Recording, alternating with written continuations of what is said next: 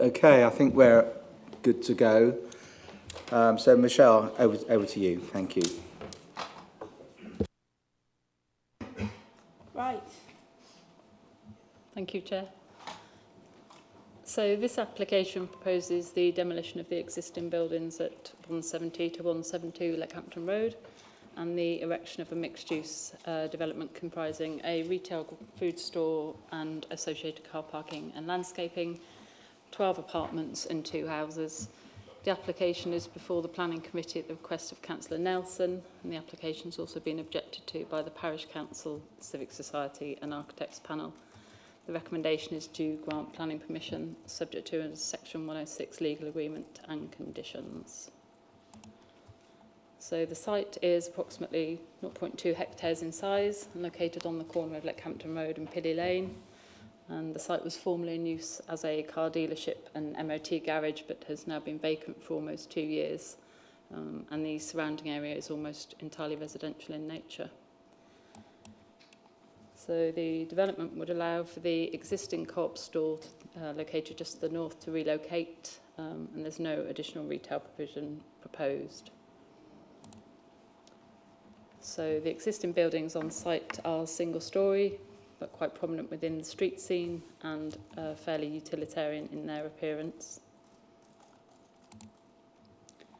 And then we've just got some photos of the buildings surrounding the site, which vary greatly in both age and architectural style, and do include the modern 4-storey Middleton House care home to the east in Pilly Lane. So the existing store is popular with customers, but there are well-known difficulties with the existing parking arrangements and during deliveries due to the site's proximity to 2 mini roundabouts. And then here we've got the existing and proposed block plan. And then this is just to show the existing building elevations. And so the site layout has been influenced by the operational needs of the Co-op. Vehicular access would continue to be provided from Pilly Lane, with parking provided along the eastern edge of the site. A total of 30 spaces are proposed, 15 customer car parking spaces to serve the retail store and 15 spaces for the residential properties. Cycle parking and refuse and recycling storage facilities are also proposed. The main entrance to the retail store, footprint of which is shown in blue, would be located in the southeastern corner of the building facing the car park, with storage and other ancillary facilities located to the rear and side of the main retail space. And then the layout also provides for a delivery loading bay to the south on Pilly Lane. Access to the apartments, which are located above the retail store, would also be provided from the car park. And then the pair of townhouses, which are shown in yellow, would be located to the north of the site. The scheme proposes generous areas of landscaping and tree planting, particularly along the Leckhampton Road frontage, together with additional landscaping adjacent to the vehicular access and within the car park. And pedestrian access would be available from both Leckhampton Road and Pilly Lane. So here we've just got the floor plans of the proposed houses, together with a roof plan showing the proposed solar PV array. And then the elevations, so the dwellings are 3 stories in height with a recessed top floor, and externally would be faced in render with powder-coated aluminium cladding panels to the top floor, powder-coated aluminium windows and doors. And then moving on to the corner building, we've got the ground floor retail unit and the 7 first-floor apartments. And then there's 5 additional apartments at 2nd floor, and then again the roof plan showing the solar PV array. And then the elevations of the corner building. As with the dwellings, the top floor is recessed from those below, and in its revised form, officers are satisfied that it's less utilitarian in its appearance than that originally proposed. The building is now faced in red brick and render to reflect the materials used in neighbouring buildings, Similarly, the top floor would be clad in aluminium panels. And then here we have the street scene elevations showing the property alongside neighbouring properties. And then these are just some comparative elevations to show the changes that have been secured during the course of the application.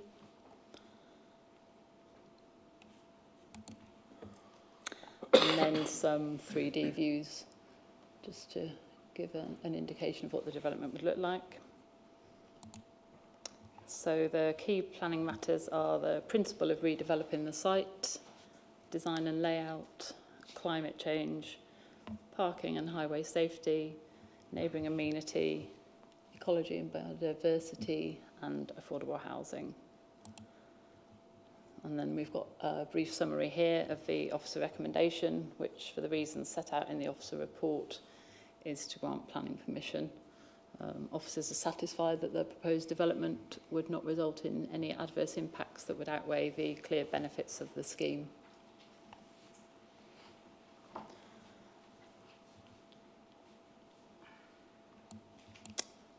And then this one is just the suggested conditions, or the main conditions which are proposed if members are minded to support the scheme. Thank you, Chair.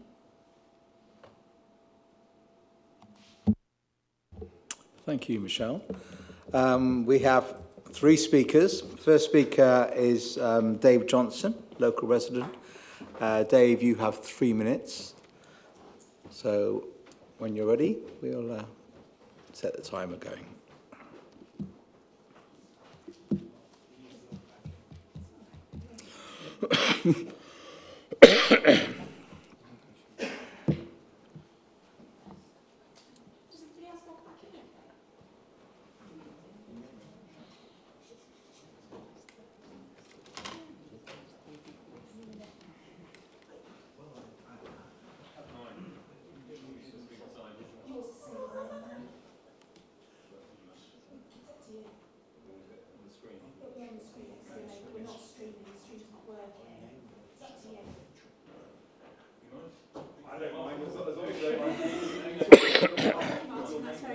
That's all right.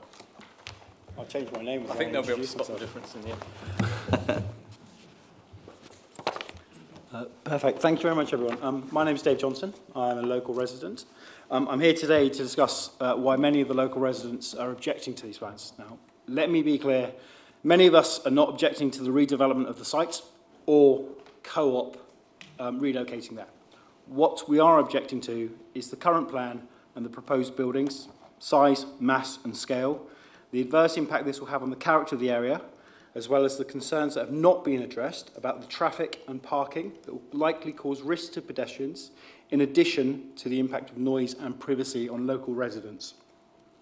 In many people's opinion, the scheme design has failed to address the special characteristics of the site and its context of the poor site layout, its excessively large scale and inappropriate architectural character. Yes, it's been revised, but it is still too big for the site. Let's be clear, the apartment block is out of scale and character with the pattern of development along Leckhampton Road, and it's a clear overdevelopment of the site. Most people agree that the site is wholly unsympathetic to its surroundings, it's out of scale, out of character, and the application is trying to cram too much into the plot.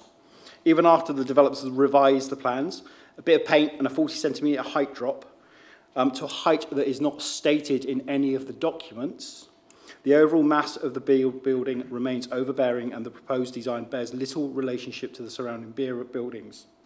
The developer has missed an opportunity to design a group of buildings that would enhance this corner plot in a very prominent position on Leckhampton Road. The Parish Council have objected, the architect panel and the civil society objections were very similar, and let's be honest, they could not have been any closer to calling this ugly if they had tried, and let's be honest, it is still not a very pretty development. I think everyone can agree that proposed building height is unacceptable and completely out of keeping with the surrounding areas.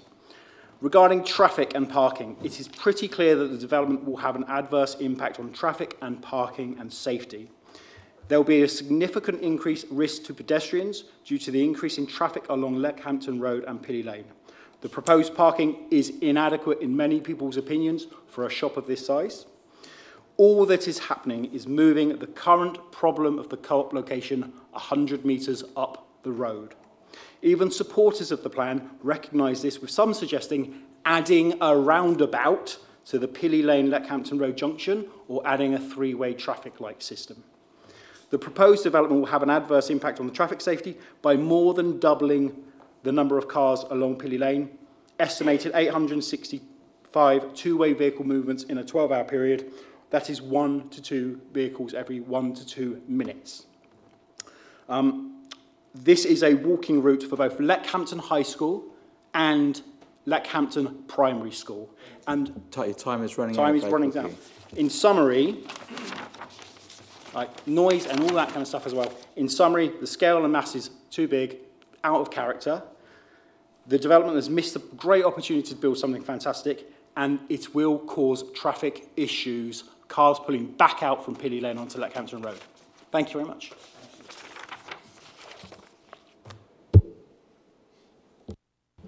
Thank you very much. Sorry, I had to. It's close. Okay. So the next speaker we have is Martin Chandra on behalf of the applicant. Martin, I think you know the format. If you come forward, we've got 3 minutes. I should use the same one.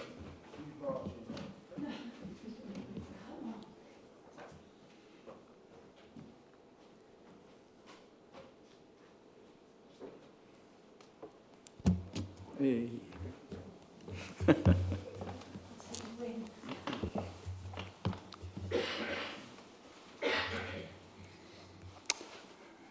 Good evening, Chairman, members. Thank you for the opportunity to speak in support of this exciting proposal. The shortcomings of the existing store in Leckhampton are well understood, and I don't want to dwell on these. However, this application presents the opportunity to provide a purpose-built, high-quality convenience store that provides generous car parking provision and a well-considered arrangement for deliveries. In this respect, the proposal will eliminate the highway safety problems associated with the existing store and provide a bespoke facility that has been designed to be a good neighbour. The Co-op are entirely committed to this proposal and recognise it as a hugely beneficial change to their local retail offer. We understand the concerns from the Parish Council and the other bodies, but it is important to stress that there's also considerable support for the scheme locally. This is an important consideration given the nature of the proposal that's before you. We've also sought to improve the scheme following the public consultation exercise. Architecturally, we've made clear and beneficial amendments to the building, reconfiguring its appearance, changing the facing materials and reducing its height. Moreover, the layout of the scheme has been considerably improved, particularly with its generous landscaping and opening up to Leckhampton Road. Following these design changes, the scheme that's before you is contextually appropriate and will complement the existing locality. The development makes very effective use of a prominent brownfield site and will make an important contribution to housing delivery within the borough, adding to the housing mix of the ward in a more affordable manner. It will bring demonstrable benefits, an improved local facility, housing delivery, generous tree planting, and a very significant biodiversity net gain figure.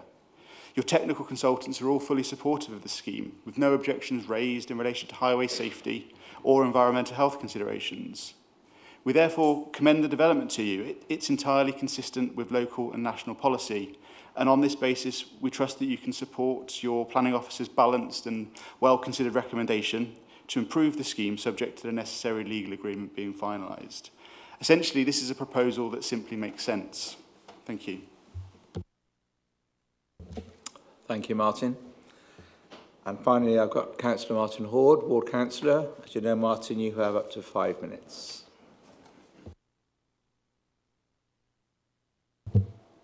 Thank you, Chair. Well, this is a politician's nightmare, isn't it? 30 online supporters and 30 online objectors. I think, actually, as both the previous speakers have said, there is overwhelming support in Leckhampton for the move to take place of the Co-op from the existing really pretty dangerous site to this new site. And I've canvassed far and wide across the ward, and it is really overwhelming support. And at the outset, I would say there is much to commend this application. It is providing 14 new dwellings, 12 of them relatively affordable by Leckhampton standards, so that is a positive. The biodiversity net gain is spectacular, but that's mainly because it's, at the moment, obviously an almost entirely concrete site, so it wouldn't be difficult. It does incorporate renewable energy, and it provides a new co-op that would tackle many of the problems that really plague the existing site. So the delivery bay is separate from the car park, which is not the case at the moment. The pedestrian access is separate from both the car park and the delivery bay, which is also, again, not the case at the moment and makes the current site very dangerous. And it is not on a busy roundabout, and it wouldn't encourage the pavement parking that we constantly have problems with at the existing site. And the buildings are actually going to be further from neighbours' properties than the current garage buildings because of the separation by the car park. But there are drawbacks, which David has begun to highlight. The design really isn't very pretty. I recognise that the applicants have modified it somewhat, and it is softened by planting, and it's been a slightly improved design, but it really isn't the best design I think that would be possible. And it's a real shame the car park can't at least provide one more parking space for residents, thereby making it one parking space per flat, which it doesn't achieve at the moment. But most of all, I think the objections from nearby residents are really about the scale and mass of this development, and the appeals from me and others to reduce the scale and maybe remove or partially remove the top tier have, I'm afraid, fallen on deaf ears. So in that respect, I have much in common with what David has just said. But I'm not Alex Chalk, and I'm not going to sit on the fence so long that the iron enters my soul. I am going to plump for one or the other. And I am, on balance, with a bit of a heavy heart, going to ask you to support this application in line with the officer's recommendation. And that's for three reasons. Really, first, because there is quite a lot to recommend it, including the benefits over the existing co-op site. Secondly, that overwhelming support amongst the wider community in Leckhampton for this change to happen. And of course, if this is turned down, there is no guarantee that that is what would, that it would be a variation on that theme that would replace it. It might be something entirely different. But lastly, it's because I have campaigned very long and hard to protect the green spaces and the green fields in Leckhampton and achieve local green space status for many of them. And we have fought tooth and nail against developments like the recent Redrow one that's just been allowed on appeal by an unelected inspector. But I have to say the quid pro quo for defending greenfield sites around Cheltenham has to be that sometimes we will have to accept more intensive development within the town than perhaps we would be entirely comfortable with. So this is rather intensive. It is a bit too big. It isn't the prettiest design. But actually, I think given the fine balance in this case, the fact that it provides housing and helps us to offset potential impacts on the greenfields is also a consideration for me.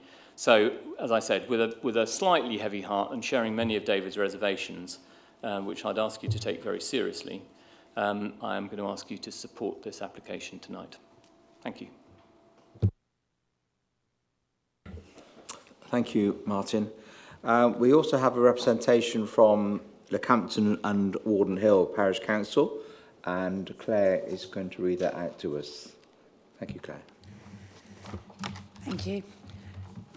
This is sent from Phil Bennett, the chair of Leckhampton with Warden Hill Parish Council. So I'm reading it as he wrote it to us. As I am unable to be here this evening, please accept this written representation which I make on behalf of Leckhampton with Warden Hill Parish Council. The principle of moving the co-op from its current site is supported, and the brownfield site on the junction with Leckhampton Road and Pilly Lane appears at face value to be a good site. However, the Parish Council must object to the application. Following the publication of the revised plans, the Parish Council held an emergency meeting with this planning application as the sole agenda item. The meeting was very well attended by residents local to the proposed site, and ample opportunity was given to all those who attended to speak prior to the Parish Council's deliberations. As a result of the deliberations, and final decisions were made having regard for the residents' representations. The grounds for objecting are as follows: the scale, mass, height and overdevelopment of the site, The height is a strong concern to the Parish Council and we object to the third floor. This creates a building out of character with its surroundings, as well as serious privacy issues for the residents who will have their bedroom windows overlooked. It is interesting to note that the Cheltenham Civic Society also have expressed concerns about the height and overdevelopment of the site, and the architects panel who referred to its excessively large scale and inappropriate character. Number 2, parking. The Parish Council objects to the lack of parking for both the dwellings and the retail outlet. The Cheltenham plan requires a 4-bedroomed house to have at least 3 parking spaces. Also, on the developer's own figures of increased two-way journeys, will 15 retail spaces be enough? The street parking in Pilly Lane is already chaotic. Number 3, the junction of Pilly Lane and Leckhampton Road. The Parish Council continue to have concerns that this junction will become considerably busier, impacting the safety and air quality. The developer's own report predicts an additional 861 two-way journeys in a 12-hour period, Monday to Friday. Of those, 157 of them are predicted during the morning and evening rush hour, a total of 19.4% of the daily increase during a time when Leckhampton Road is already very busy. The additional congestion that will be caused by the increase in traffic turning right across Leckhampton Road will adversely affect safety and air quality. In para 7.5 of her report, the Planning Officer refers to the need to approve development proposals for housing without delay, where the Council has an out-of-date housing policy and as such cannot demonstrate a 5-year housing supply, as is the case with CBC. However, such a need takes no account of the disproportionate amount of housing development in our area. 500 homes in the last few years, with another 43 already receiving planning permission, and the possibility of a further 350 should Miller be approved by the Secretary of State. All that is being asked is that this proposal is rejected and a further proposal that reflects the concerns of the Parish Council, residents, Cheltenham Civic Society and the Architects Panel is submitted. This would then allow support from the Parish Council. Thank you.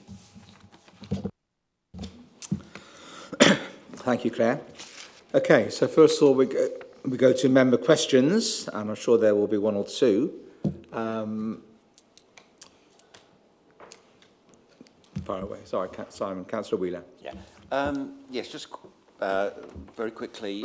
The loading bay at the side, yep, great that it's lorries aren't going to be filling up the car park or loading and offloading within the road.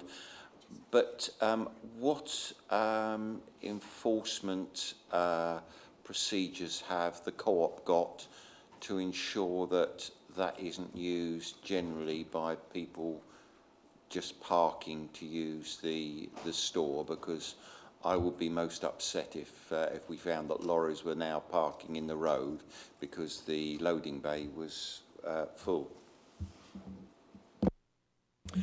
I should have apologised, actually. We have got a representative from Gloucester County Council Highways here today. Jason, I think that's probably a question for you. Thank you. Thank you, Chair. So we did recommend the condition to ascertain and to agree in future how the delivery and the use of the bay will be managed for the perpetuity of the development. Obviously, with any parking, even on double yellows and so forth, it is very, very difficult to predict how people will use it. But we trust the applicant will best endeavour to stop people from using delivery bay. Thank you. Thank you. Lots of hands going up now. Councillor McCloskey, Councillor Oliver, Councillor Nelson. Thank you, Chair. This may, assuming we might be going to approve this, I've been looking at the conditions on page 35. Condition 24 talks about the hours of opening and deliveries. Does this store sell newspapers? Does it have a bakery? Because if I turn up on a Sunday morning to buy my croissants, I want to buy my Sunday paper. And if you can't deliver anything till 9 o'clock, I'm not quite sure how this is going to work. because we have all sorts of problems in Cirencester Road, as you would know, about newspapers turning up at 5 in the morning. So that's just a question I'd like the answer to. And I've got one more question. Net gain of 0.32 units, which is a 79,409.57% biodiversity net gain. What total nonsense. I might accept 80,000 plus or minus 20%, but that spurious authenticity that you get from quoting numbers with decimal points is just that. I could use a 4-letter word, but I won't. So I would also like to know why we don't have a biodiversity. There is no mandatory requirement in Cheltenham to provide biodiversity net gain. I would like to put that into the system somewhere to make sure that we do actually have a mandatory requirement. If that's what's in the report there, it's 6, 7, 8. Thank you. Thank you. I'll let Michelle respond to that one, if that's okay. Thank you, Chair. So presumably the store will have newspapers. We don't obviously know how the store will be laid out or what they'll provide at the moment. So as to whether they'll have a bakery or not, I mean, I honestly can't comment on that. I'm not sure what the other questions were. Yeah, I mean, there is clearly going to be biodiversity net gain with this scheme. So I think really the rest of the question is not really relevant for this application. The question has to be that if we've stated in reports that we don't have this and there's Environment Act, what is going on in the planning department to sort that out? And it's not, we always get to this situation, our processes aren't quite right, possibly. How do I dump that into the system and make sure that we do actually do something to our policies? I think the point is the legislation comes in later this year, but I'll let you.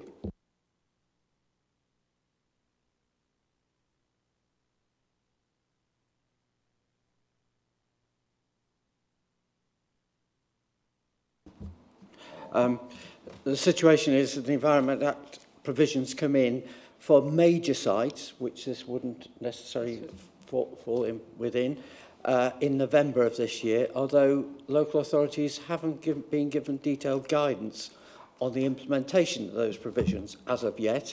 They come in November, we're in September. It is an issue for us to deal with. In terms of minor sites, it will come in next April, and we are preparing to take that into account. Thank you. Councillor Oliver. Thanks, Chair. 2 questions. Firstly, at the existing site, co-op site, there are flats above which are owned by the co-op. Now, I understand that these new apartments proposed are going to be privately owned.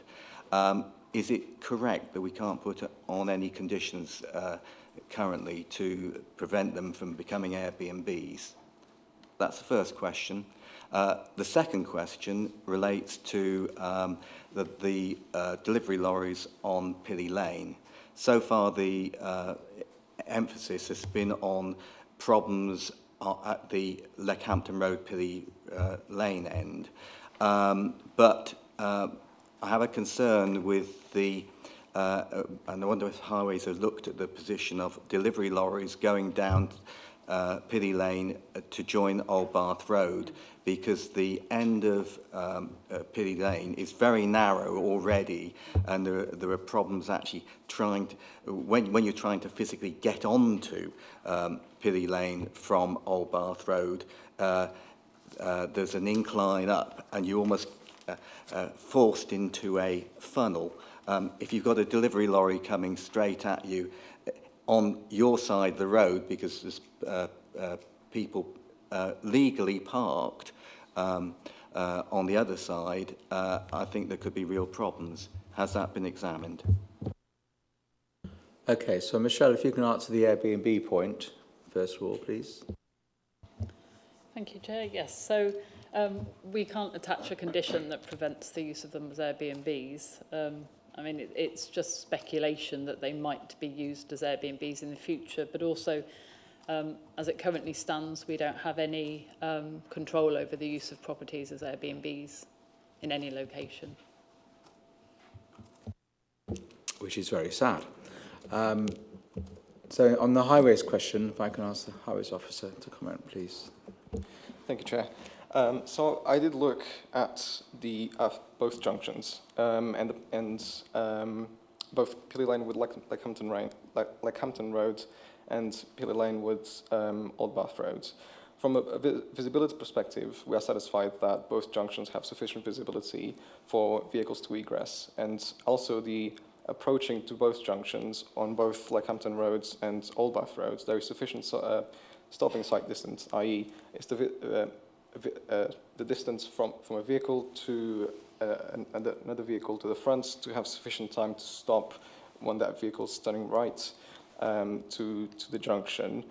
In terms of the Pilly Lane and how lorries or larger vehicles will negotiate manoeuvring with the existing on-street parking, the application does confirm that there will be a maximum of 5 deliveries per day, and those will vary from small vans to larger rigid heavy goods vehicles. So we appreciate that in some instances with larger vehicles, there will be some difficulties and there will be some negotiating that will have to happen for vehicles to, egress and pass through Pilly Lane. But we are satisfied that in the overall aspect that wouldn't necessarily generate a severe impact on the operation of the network.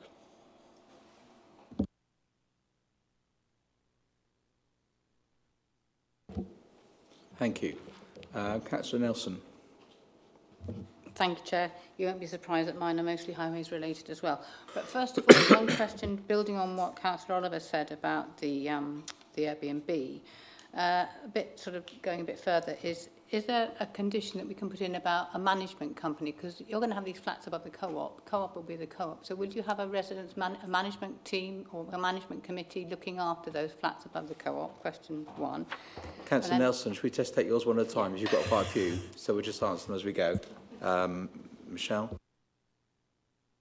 Thank you, Chair. Yes, so the co-op aren't the applicant, so they would be the occupier of the retail store.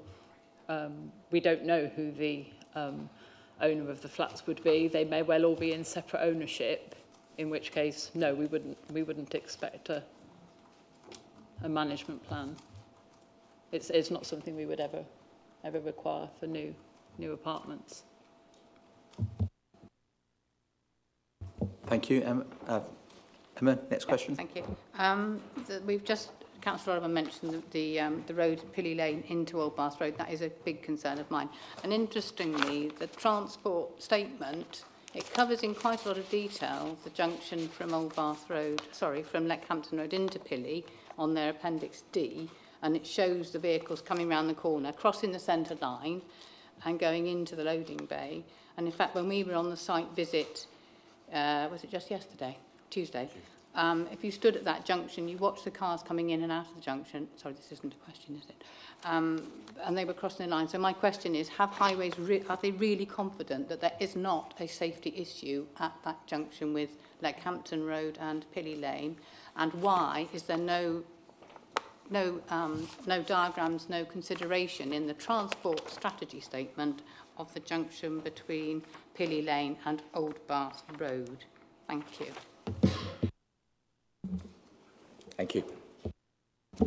Thank you, Chair. Yes, so the swept path analysis that was submitted with transport statements does show a large vehicle egressing Leckhampton Road onto Pilly Lane, and there is a degree of overrun of the centre of the carriageway. But like I said before, in terms of deliveries, it informs that there will be a maximum of 5 per day, and those vary in size of vehicles. And when we look at the balance and the the request for any amendments on the existing infrastructure on the carriageway, or on the network, we deemed that it failed the test of necessity to request those works. Hence, none were requested. We are satisfied that the junctions can operate safely. Thank you. Thank you. Councillor Nelson, you're done. Thank you. Sorry, Councillor Fisher. That's no problem. Thank you, Chair. Two questions, really. Had the flats got lifts? And the other question is, does the highways representative agree the figures that have been said about traffic movement by the parish council? Thank you. Thank you. Thank you, Chair. I do not recall from the top of my head what numbers were. The transport statement does inform that a trigger assessment was carried out to ascertain how many movements would be likely to be generated, and we are satisfied that with the assessment that was carried out.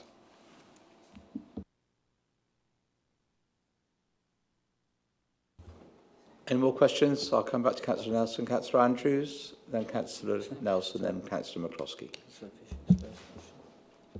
Forgive me if I missed anything in the report, but are we expecting any of these to be affordable rent housing? Sorry, Michelle, do you want to ask that question and the one that I missed before from Councillor Fisher? Thank you, Chair. So, no, there's no lift, not to the apartments. Yes, so Councillor Andrews, it is covered off in the report. So there is an incentive called the vacant building credit. So the existing floor space of the buildings is offset against the residential floor space proposed. And in this case, they cancel each other out. And so we can't seek affordable housing.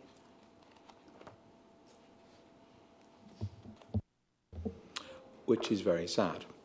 Councillor McCloskey.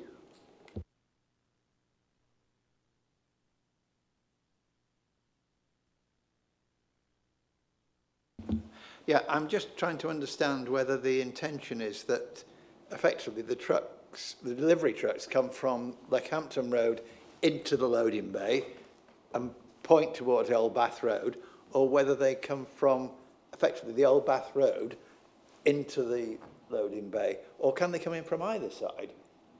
In which case, there's an awful lot of movings of trolleys and stuff to get into the building. Yeah, just on that, in the approved transport plan that you will develop, will there be a recommended route in and route out? Thank you. So I'll let you answer the question. Thank you. Okay, thank you, Chair. So just coming back on that, in the transport statement, the applicant does say that the deliveries will be made through Leckhampton Road and the egress will be made onto Old Bath Road. But we did recommend, as you mentioned, the delivery management plan, and that those details will be agreed in the plan. I'm just really concerned about that answer, actually. Within the transport plan, would it be possible to put a limit on the size of the vehicles that are accessing the store? Because that Pilly Lane and the junction on the Old Bath Road is very tricky. I'm just about to get a zebra crossing put in there. It's a really tight crossing. So can we investigate looking at a weight condition on the lorries that service the store? In terms of the management plan, yes, those details can be agreed. In terms of a planning restriction, which could be different, it might be for the planning officer to answer the question.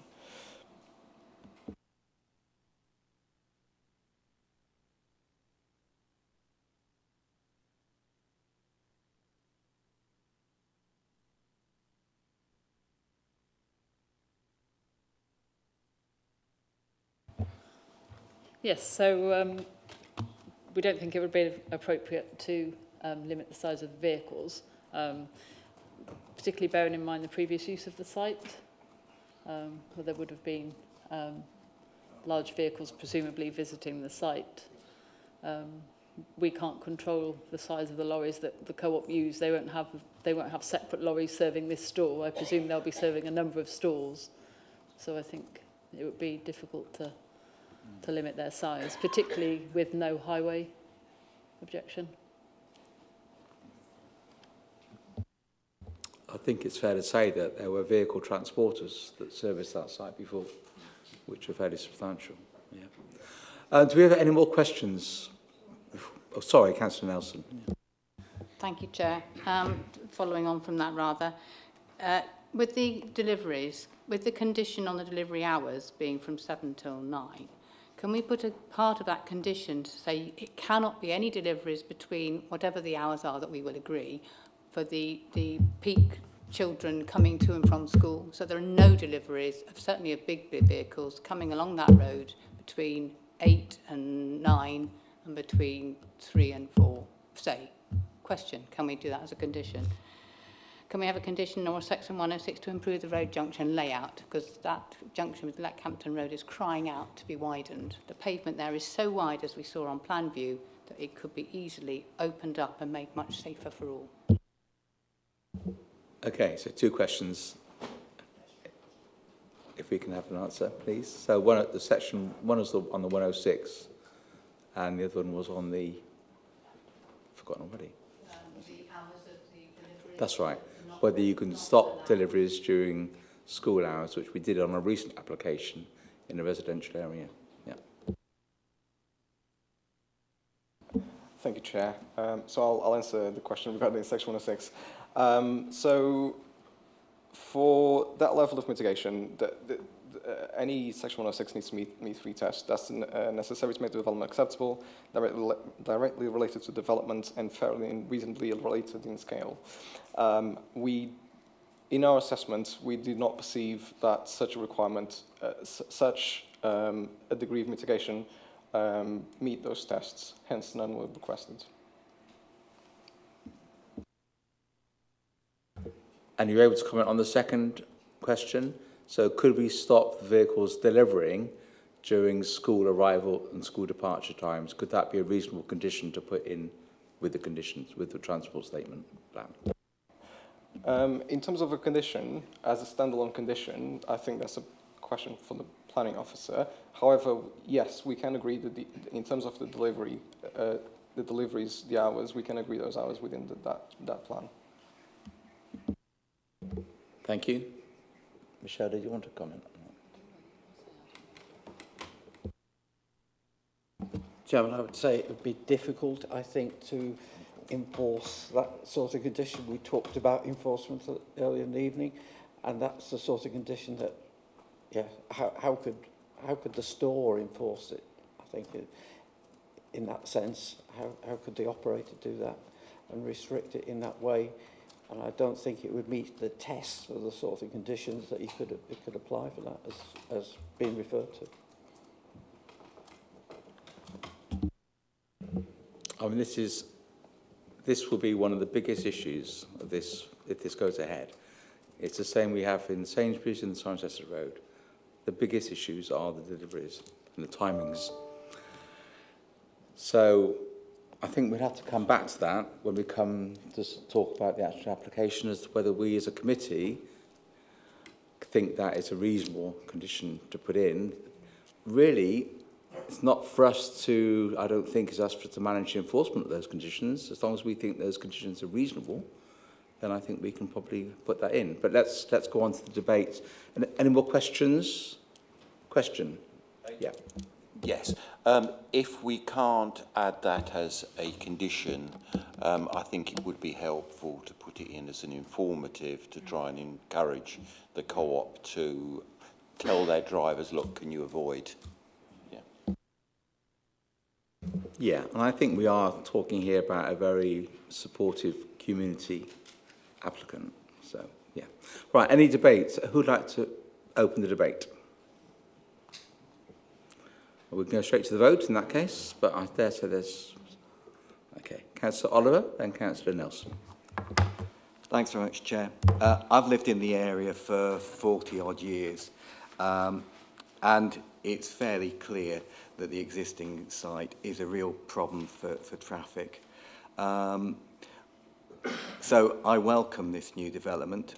I do have concerns. Nothing is ever perfect. There will be consequences for the local community, but I do think that overall the benefits outweigh the problems.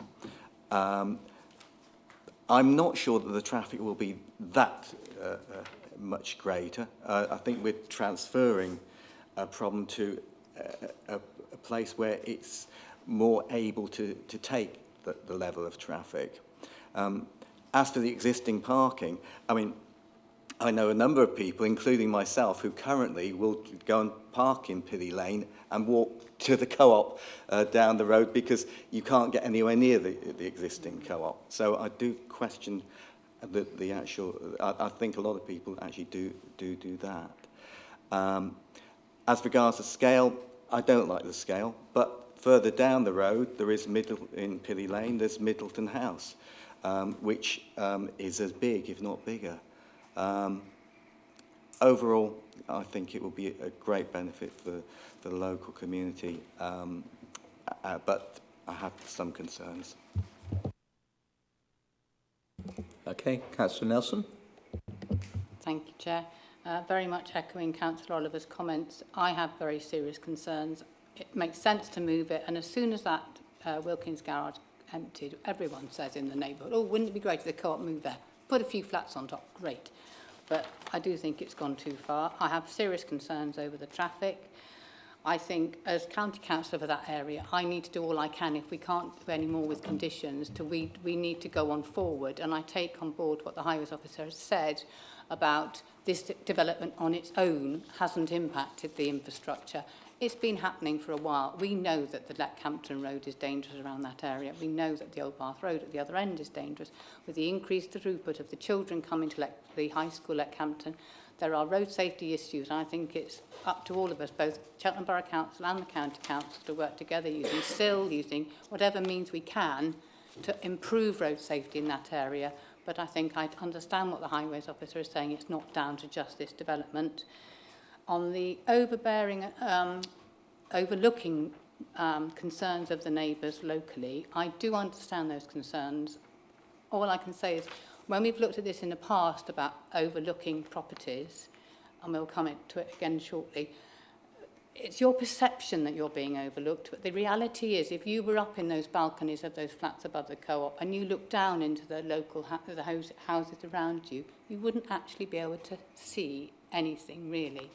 So I think it's a feeling of being overlooked rather than a reality. I have serious concerns about the parking, and again I think it's up to us as a community and as a local authority to do what we can with the parking problems. But overall, if we do decide to refuse this tonight, all that's going to happen is it will go to appeal, just like the Redrow 30, just like a big development in Tewkesbury recently. There's loads of reasons why the inspector might think it's right to refuse it, but given that you need a 5-year housing supply and Cheltenham only has 1.7 years, the tilted balance is way in favour of the developer because we do not have the housing. So we need these 14 houses. So I'm sorry, I'm going to support this. I mean, I'm sorry for the local residents who I know they really are worried about it, but I will do all I can to help you get through it. Thank you. Councillor Fisher. Thank you, Chair. I will support this. I do support it. I think it's a pretty good scheme. I think design, it's like beauty, it's in the eye of the beholder. We all have our likes and dislikes in architecture. I'm concerned that we see more and more flats coming without lifts. People who downsize would, in many ways, find a flat very good as you get into your later years, as long as it's got a lift. And it does release other properties into the market for young couples and things like that. So I know we can do nothing about it at this meeting, but it's worth mentioning that flats should have lifts. The other thing, the road safety and the traffic, I know Leckhampton Road well. One of the biggest problems in Leckhampton Road with road safety are the enormous trees. It kills the light, both in the daylight and at night. The street lights there are virtually ineffective because of the trees, but it would be a brave man that said, we'll take those big trees down and we'll much improve road safety with it. I will support this scheme. Thank you. Any other member? I might just add my comment. I think we always take very seriously the views of our civil society and of our architects panel and of our parish councils, and all of them have expressed their real concerns about the scale of this development. And obviously that's one of the major concerns of residents. And I do think, whilst I will be supporting this scheme with some reluctance, I do think the applicant could have been, I don't think greedy is necessarily the word, but could have reduced the height of the scheme. I think it's excessive. I know we need housing, and the way appeals are going at the moment, Emma's probably right. If we turned it down, we'd probably lose at appeal, and that's a costly experience to go through. So it's sad that we've got no affordable homes in this scheme. I understand the reasons why, but it's still sad that we haven't got any. And it's sad that the real concerns of very important elements of our local community in terms of design and scale have not been listened to. But nevertheless, I think we all accept this will be a positive contribution to the area, or certainly to the wider area. Councillor Nelson, do you want to? Thank you, Chair. Sorry, thank you. Just on the conditions, do we talk about those after we've done the vote? No. Okay, because we talked about the deliveries. Can I also add the construction traffic and the same one we had with the one last month, to add that condition in the construction vehicles, no construction vehicles coming at school time? So is the committee, if the committee is minded to support this, are they happy to have an additional condition which says construction traffic and deliveries will not take place during school arrival and departure times? Show of hands on that. Yep. So, okay. So subject to that additional condition, I'm going to go to the vote. So all those in favour of the scheme, please show. And those against? So I think that's unanimous. Yes, unanimous. Thank you all very much.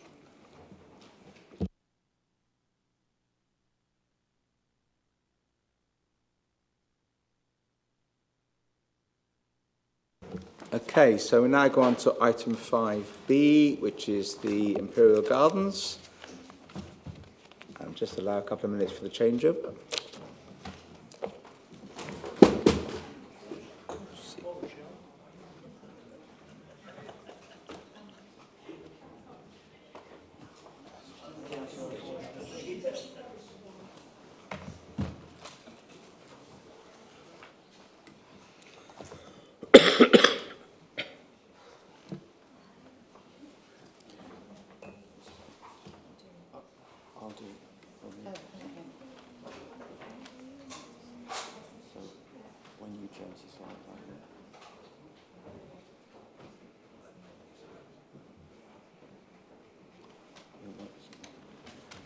Okay, so I'll ask, where are we now? Vicky Harris to introduce the item. Thank you, Vicky. Thank you, Chair. This application is Imperial Gardens Promenade.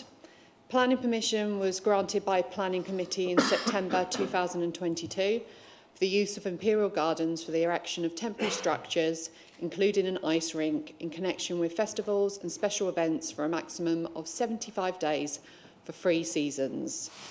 Work has been ongoing to provide the electrical infrastructure within the gardens to power the event.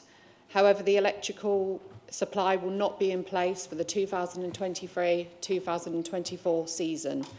In addition, given that the project is ongoing, it is uncertain if the electrical infrastructure will be in place for the 2024 and 2025 season. The application is seeking to vary Condition 5 on the planning permission permitted last year.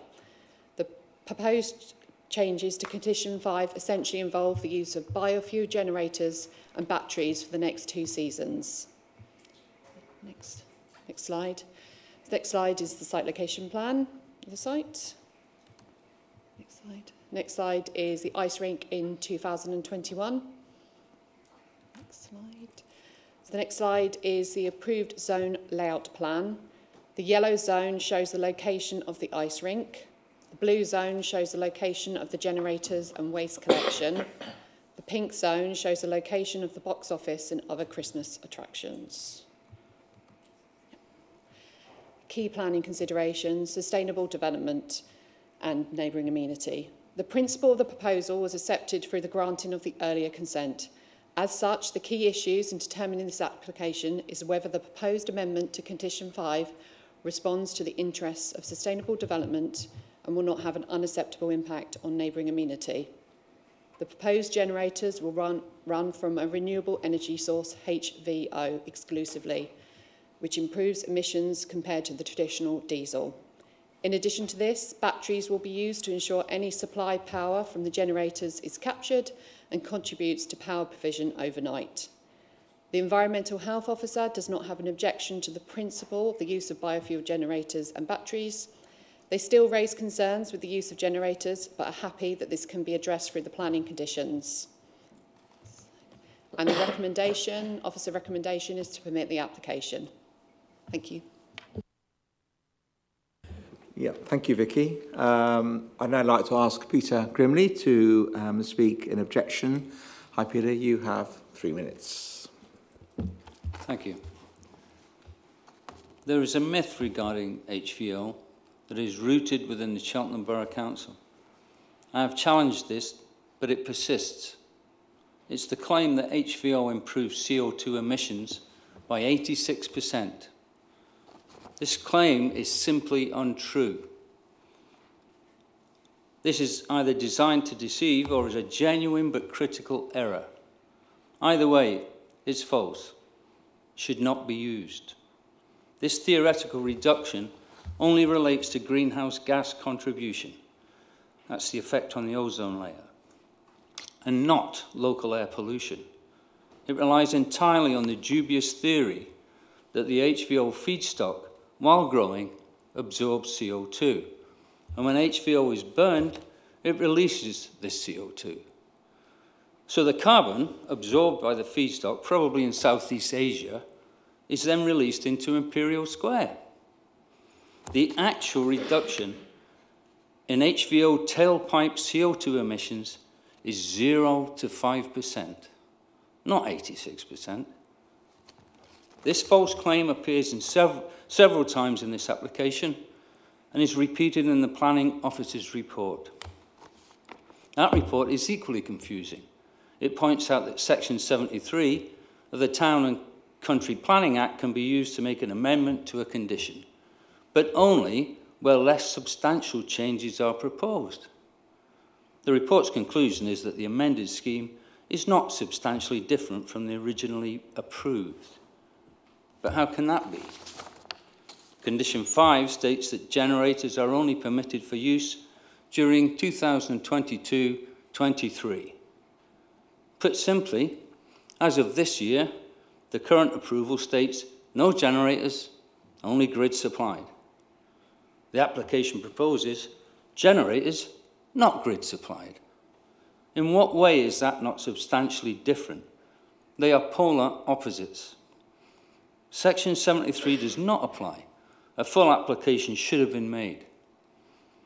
Outdoor ice rinks in temperate zones like Cheltenham require a huge amount of power. The only acceptable way to supply this amount of power is via the grid. Your decision last year was correct. The truth is, this scheme will burn more than 30,000 litres of fuel and emit in excess of 90 tonnes of CO2, plus NOx, plus particulates. I have a quote from the Council's website. Scientists tell us that there is simply no safe level of pollution, and we have a duty to do everything we can to protect people. Retain Condition 5, protect the people. Thank you.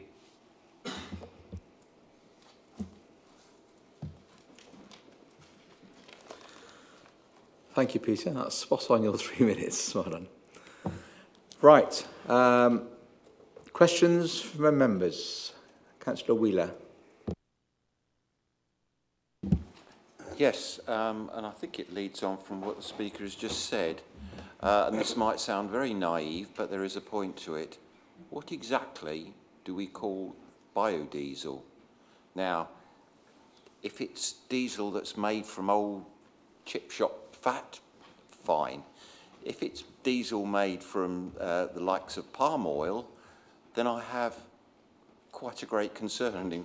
In many ways, I would just as soon see regular diesel used as the damage that using palm oil causes.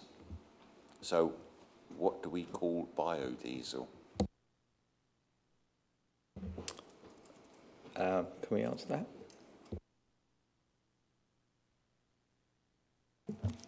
Thanks, Chair.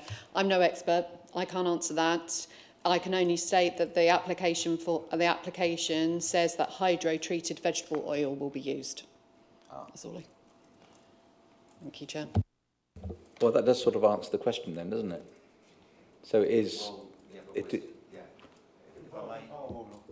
So have we got any way of conditioning exactly what that, well, not exactly what it is, but exactly what it isn't? Can we condition that? I'd have thought we'd be comfortable with what we've just heard. Palm oil is vegetable. It's not palm.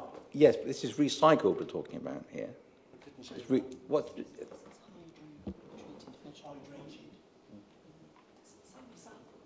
What did it say?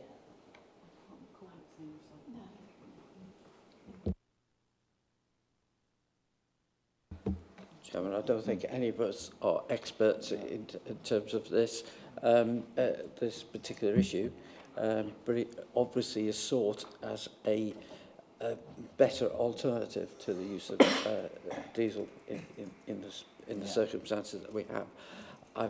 I don't think many people will have experiences of any conditions that you could apply in these circumstances. Yeah, sorry, it does say, it says hydro-treated, so I misheard. So, yeah, but I'm not sure what that is. Councillor, excuse me, look off. Councillor Clark. I'm sorry, could we possibly defer until the next meeting? Do we have time? We haven't. To get a proper report on what we're using. That's what I would like. We don't have time for that. Councillor Fisher. I know it's questions, but I can answer the previous two. Hydro means it is treated to make it more inflammable. Now, if you buy green diesel or biodiesel from your local petrol station, it is a mixture of diesel and in there, as well as other oils, palm oil. You can buy biodiesel 100, but not from a petrol station. You'd have to buy it from a fuel supplier, because I've researched this because of this, and I have been banging on about it for about 10 years, but you can buy it from you would need to store it on site. I suggest it would be in an area that was bunded in case there is a leak. And 100 is made, again, from vegetable oil, but with a higher amount of palm oil. There is no biodiesel without palm oil because it makes it the ignition point much better. The way that is a layman's interpretation. I am not a fuel expert. I just buy the damn stuff, and I've gone from diesel, which was a very nice car, I've gone to a hybrid. Not perfect, but I can't afford a brand new electric. But biodiesel is not, it's greenwashing.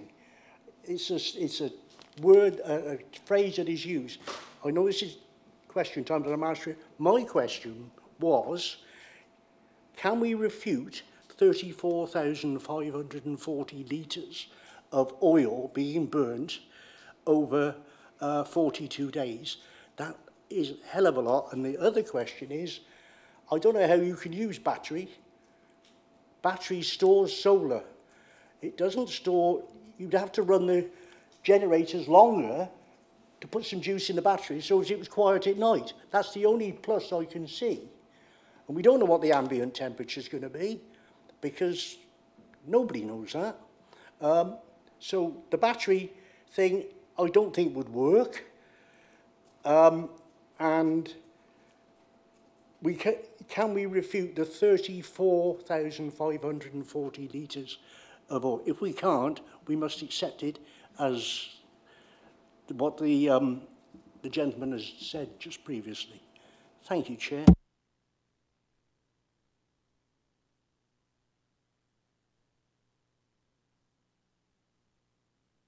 Sorry, just to come in, because Google is available, isn't it, or other forms of interrogation of the internet is possible, but it is a form of renewable fuel produced from waste vegetable oils or animal fats. It's a definition I've had from several sources, and from a residue of animal fats from food processing. And tallow. Yes, which is a traditional form of, yeah. I don't know whether that's helpful or not. I think it is helpful. Yeah. Okay. Any more questions? Any debate? Councillor Fisher. Councillor. Thank you. I think we should refuse this. There doesn't seem to be the will, and I don't like saying this, in Cheltenham Borough Council to put electricity into our park. After the last planning we approved this, I contacted the cabinet member concerned, who said, yes, we're looking at it. It's a bit like the hole in the road. There's a hole in the road when we're looking into it. We're not filling it in, we're not doing anything about it, because when I contact the head of property, who is dealing with this, only looking at Imperial and Montpellier Gardens, we've had a fun fair in Montpellier Gardens the last week. Didn't need planning permission because it was only there for all burning diesel generators. Are we serious about putting electricity into a park? I don't think it's a financial problem either. We can spend £780,000 on the Minster Gardens that we don't even own. But we can't spend 100,000 or we don't even know what it's going to cost yet. And that's 12 months on from when we sat down here. You know, I worked in industry. I built a factory on a brownfield site, and I contacted the local electricity supplier, and within 3 weeks I had heavy-duty power to my site. I think it's a lack of will. It's long grass, kick the can down the road. But as Mike said, it is made, biodiesel is made from vegetable oils, and it can be made from waste animal oils and tallow, which is animal fat, which you used to make candles out of, and here that. But it has the addition of palm oil because of the combustion point. I spent many hours reading this. It is greenwashing. I think we should say no. At least it may focus the council's mind in doing something about it. Because we have so many events in our parks, we should be looking at all our parks, Pitfield Park, Sandford Park, to putting, it is part of life. It's like building a house without power. I move to vote, we refuse. Thank you. Councillor Andrews. Yes, I very much agree with Councillor Fisher on this one. I do remember, it's only last year, my memory is long enough to remember, that we were quite unequivocal about the notion that any future future application on this sort would be contingent on that base station. And that's a position I'm prepared to hold, and I will be voting against this. Thank you. Councillor Oliver and Councillor Wheeler. Well, I'm sorry, I'm going to disagree with everybody, I'm afraid. And it's basically, we didn't have this last year, and it was greatly missed. And yeah, I accept all the environmental arguments, and yes, we should have a power source there. But I do think that for the economic good of the town, we need this to keep Cheltenham vibrant at Christmas. It's an important and difficult time for people and the economy generally. And I'm afraid I'm going to support it on that basis. Don't be afraid. Councillor Wheeler. Yeah, fortunately, I'm going back to the original comment. I mean, firstly, yes, I am always very concerned about this so-called bio-oil. Insofar, it's the use of palm oil, which is doing incredible, causing incredible problems to the animal kingdom. Great swathes of land being given over to a plant that's just overtaking the natural and animals. Yeah, so that bit gives me great concern. But going back to the actual putting of a power supply there, I remember some years ago, I think this went to council and we was talking about, and it seemed like, you know, this year we will stick with the generators, but then we'll put in. But then COVID came along and it had to be knocked on the head. And I understood that, that the whole plan was being put off for now. But this came back more recently, and we were being told that because of COVID, this had to be shelved for the time being. And so if this year, which I think was 22, 23, if we can just allow it for this year, and then something would be sorted out. Now we're saying 23, 24, 24, 25. You know, I'm sorry, this just keeps getting pushed down the road. And I think when we get to 25, we'll be asked again, well, can we make it 25, 26, 26, 27? And I think we've just got to say now, enough's enough, unless someone can give us an actual concrete figure that in, you know, if we were told that definitely by 25 or even 26, there will be power, we've got it sorted, it is going to happen, then I might be prepared to accept this. But this just seems like for years now it's been put off. Once was for a good reason, but now it's just, we're just kicking the can down the road, and I'm sorry, I don't feel I can support it. Thank you. I'm just going to say my bit. Other speakers still to come. I don't think we should underestimate the importance of this ice rink to our town, the importance of the excitement and the smiles it gives to children's faces. There will be thousands of children and families coming to Cheltenham this Christmas to use our ice rink. If we haven't got an ice rink, they'll go to the Gloucester ice rink or another ice rink further away. There are serious implications to not supporting this application. Really, really serious. We will have no ice rink in our town. It's not what we want to be voting for here. It isn't what we want to be voting for here. That does not mean I am not really disappointed that this council has not got its act together and got this electrical generation thing put in by now, because it should have done. And what I will be proposing, we will be taking Councillor Fisher's refusal, of course, but I will be proposing that we just grant a 1-year extension. And believe you me, that will be the final one. This council has got to grab the importance of this issue and not just talk the talk, but actually do it. So that's what I will be proposing, just so you're mindful of that when we talk about refusal. We now have Councillor Clark, then Councillor Nelson, then Councillor Fisher.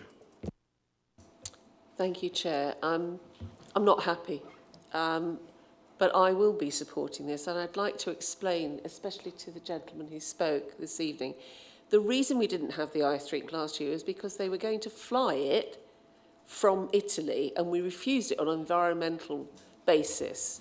I'm sure you don't know that, sir, but I would like to say we're not completely unthinking about the environment. On the contrary, it comes up in everything we do, quite rightly.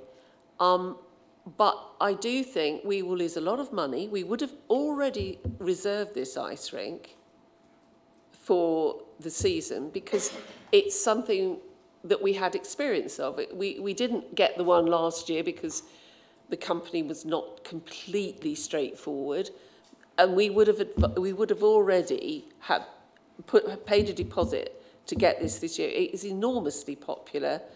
I have huge regrets that we do not know why we can't have an electric feed, but I will be supporting the application. I would like it conditioned for 1 year. I think it's an excellent suggestion. Councillor Nelson. Thank you, Chair. Until you said the 1 year thing, and hearing what Councillor Clark said, can we just confirm that we have got this safeguarded for this year? We have got an ice rink coming from the UK and not being flown in. I mean, I'm going back to questions, the source of this. And on that basis, as long as it's coming from the UK and not being flown in, I would agree with Councillor Clark on the basis of 1 year only. We have to get the council, hold their feet to the fire, grasp the nettle, electricity the year after. We don't know the answer to that, and it's not a planning consideration for this. Here we're just talking about, is it electric or not? So you'll just have to go with your gut. Councillor Fisher, are you going to be quick? Yeah. Thank you. I should be poignant, if not quick. Be poignant. That'd be even better. Yeah. You say about the disappointment. Yeah. And it's not make or break for Cheltenham. Let's get over dramatic. We did have one last year. Cheltenham's still here, still thriving, still doing all right. And we know the reason. Palm oil, when I was researching it, my granddaughter was there, 13-year-old, and she said... Councillor Fisher, look, this is relevant. We're not going to have a discussion now about all the different sorts of oils, and we all know the impact of palm oil on our climate. Yeah, right. So can you just talk specifically, please? Yes, right. Let me say, the application before us is what we've got to vote on. That is the procedure we can't amend applications on the hoof. How many times have we been told that as members of the Planning Committee? We vote on what is before us tonight. They may come back with a different application, they may not. But I think, we can't amend applications. We can't design things on the hoof, and we shouldn't. Just with respect, what we would be doing is proposing a 1 year. Somebody would then have to second it, and then we would vote on it. We're not. We haven't put the planning application in. The Planning Committee can't put the application in. It's been put in by the council. We're not the council. We're just members of it. Councillor Fisher, are you saying what I said is not correct? I would ask for legal's opinion on it, whether we should vote on the application. We will be voting on the application, and if the vote is to refuse, then it's refused. Okay? But if it's not refused, then I will be putting my motion. Yeah, okay.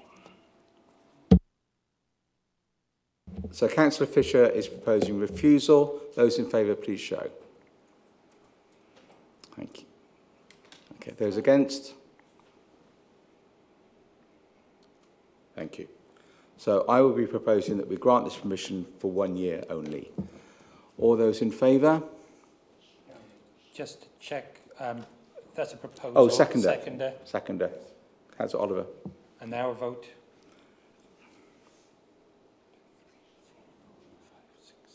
Thank you, members. 7. Those against? Abstaining? Thank you. That's carried. Okay, thank you. We now move on to item 6C. Sorry we've kept you waiting quite so long for this one.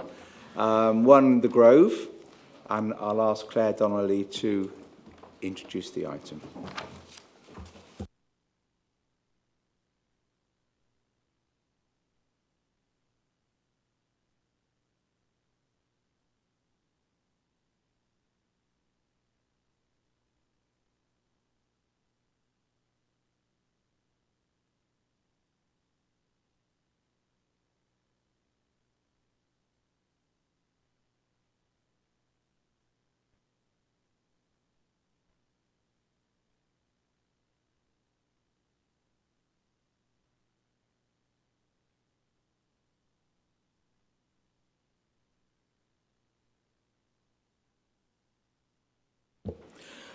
Okay. No one's left the meeting, have they?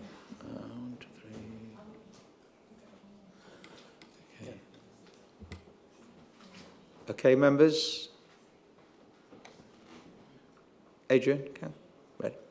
Okay, so if I can ask Claire Donnelly just to introduce the item, thank you. Thank you, Chair. So this application relates to One the Grove, a two-storey semi-detached property located in a residential cul-de-sac accessed off Hales Road. The application proposes a two-storey side extension, alterations to the rear elevation to introduce a bay window, and the installation of 2 rear dormers to facilitate a loft conversion. The two-storey side extension is a resubmission of a previously approved application in 2019. The bay window and rear dormers are new additions to the scheme and are therefore the main considerations for this application. The application is at Planning Committee at the request of Councillor Babbage due to local concern, and offer recommendation is to permit the application. So this slide shows the location of the site and an aerial view of the site, which has been outlined in red.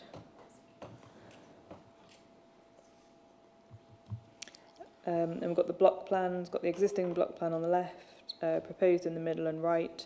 Both the existing and proposed block plans also show the outline of an extension which was previously granted permission in 2003. Got the existing elevations and floor plans. Proposed elevations and 3D visuals of the two-storey side extension. Proposed floor plans. And this slide shows the previously approved elevations as part of the 2019 scheme at the top, and elevations as proposed as part of this application at the bottom. The scheme is similar to that previously approved. The changes include the installation of rear dormers as well as minor fenestration changes, and the alteration to include a small bay window extension to the rear. As set out in the officer's report, officers had concerns with the design of the initial dormer, and revised plans were submitted to address these concerns. This slide shows the scheme as initially submitted at the top, and the revised scheme which we're considering now at the bottom. And just got some photos of the site and its context in the street.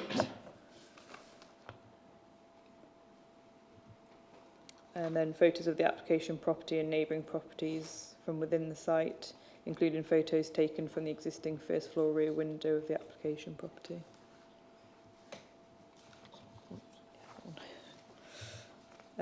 And then just some aerial views of the site and its context and the relationship with the neighbouring properties.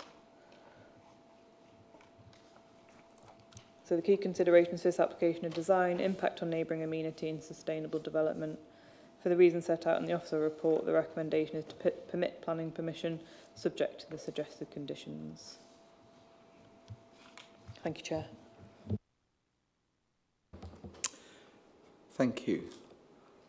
Have I taken this one out of order or not? No. Savile Close, was that not next? No. Okay, that's fine then. Thank you very much, Claire. Right, we have 2 speakers. First of all, I'd like to ask Dr. Anna Saunders. Anna, you have up to 3 minutes, and then you'll be followed by Councillor Chidley. Ed, you have up to 5. So when you're ready.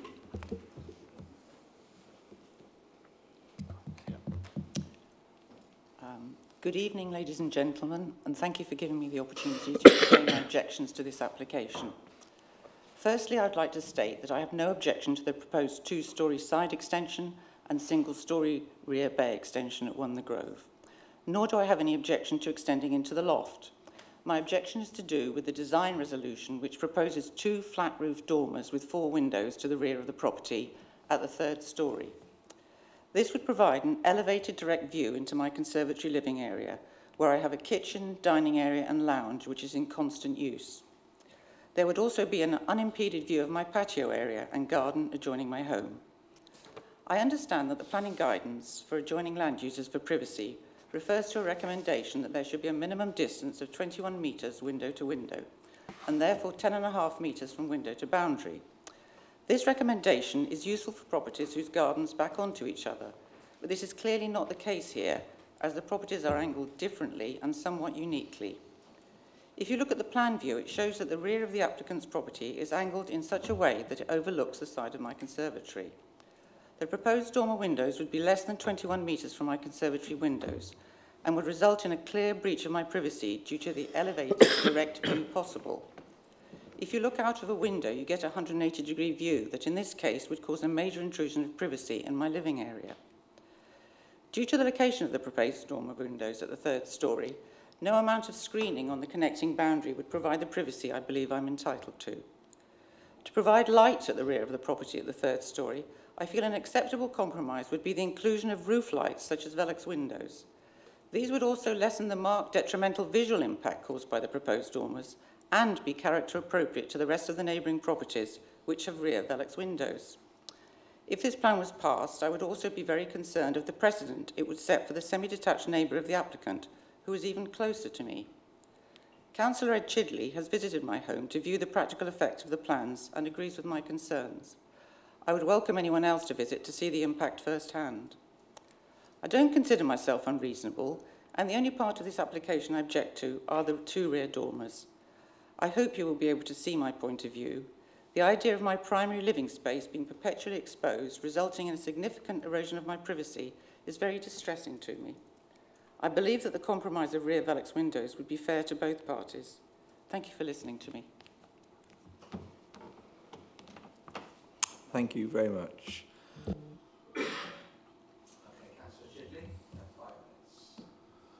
Thank you very much, Chair. First and foremost, I'd just like to thank the planning officers, Chair and Committee for taking the time to hear objections today. Today, I stand in support of Dr. Sanders. Oh, I'm sorry. Saunders. Claire trusted me, and she was wrong too.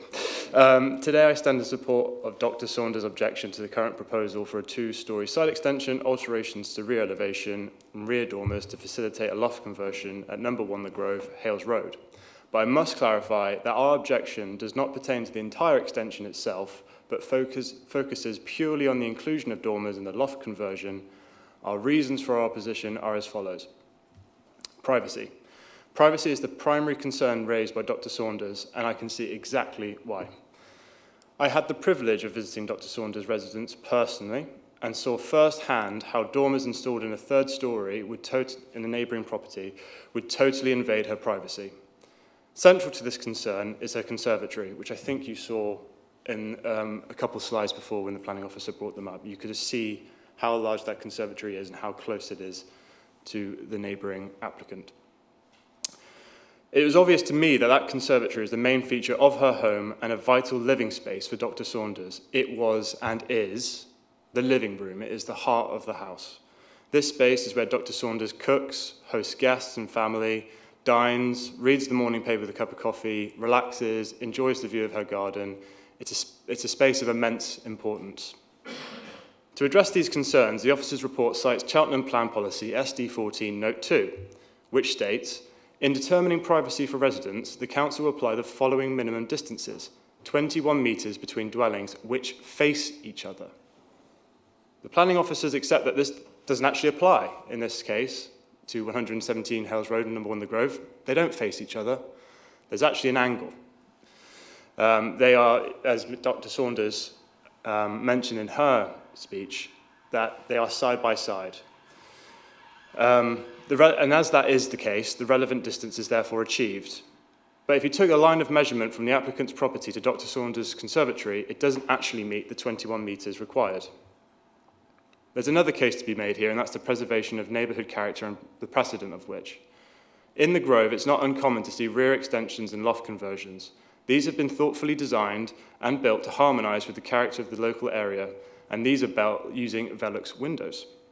There is then already a precedent to follow here, and if we aim to uphold the high standards and the unique character of our neighbourhoods and area of Cheltenham, which we do as a council, then allowing dormers in this instance would be a step backward. Furthermore, permitting a dormer may also incentivise the other semi-detached neighbour to follow suit, further to the detriment of Dr. Saunders' privacy. Whilst I have the committee's attention, I'd just also like to draw their attention, to a comment in support of this application, which comes from more than 15 doors away. And in the officer's report, which supports the application, this comment is labelled as coming from an adjoining address. The comment seems to be made to discredit Dr. Saunders' objection rather than genuinely supporting the application. It also cites that 119 Hales Road and its first floor windows, which would have been built at the same time as 117 Hales Road, predating all of us here by some decades, whereas this application is about a new extension. So the solution here is this. The dormers in this extension break two of the council's supplementary planning documents, principles. It doesn't maintain character of the area, and it doesn't maintain the privacy of Dr. Saunders. In light of these concerns, I would request that the committee consider attaching a condition to the approval of this application, stipulating the replacement of dormers either instead is swapped with Velux windows. This would be a mutually beneficial solution, safeguarding Dr. Saunders' privacy whilst allowing the extension to proceed. It may also be worth noting that although Councillor Babbage could not be here tonight, he was also in support of Dr. Saunders' objection. Thank you very much for your time and attention. I'd like to thank both speakers. What I would like to propose from the chair is that we defer this application so that we can actually view it, view from the objector's house, so that we have a better understanding of the impact. We went on site view and we viewed from the applicant's house, and probably at the same time we should have taken the view from there. So if committee are happy, I would like to defer and we take on board and view from the applicant's house, obviously with her permission, next time round. Are members happy with that approach? Just one question, Chair.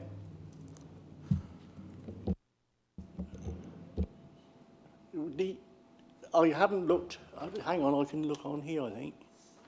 It's the timescale if they went for non-determination.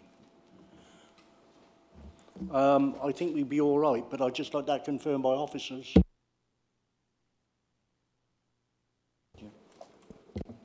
Yeah, the application would be out of time unless the applicant would be happy to agree to an extension of time. But they're not here. No.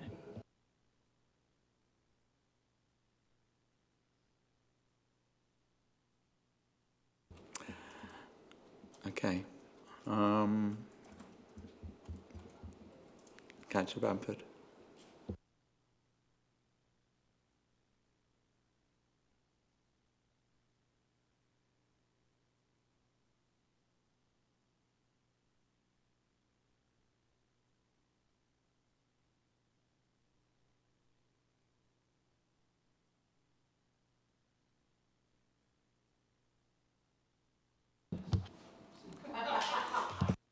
That one there.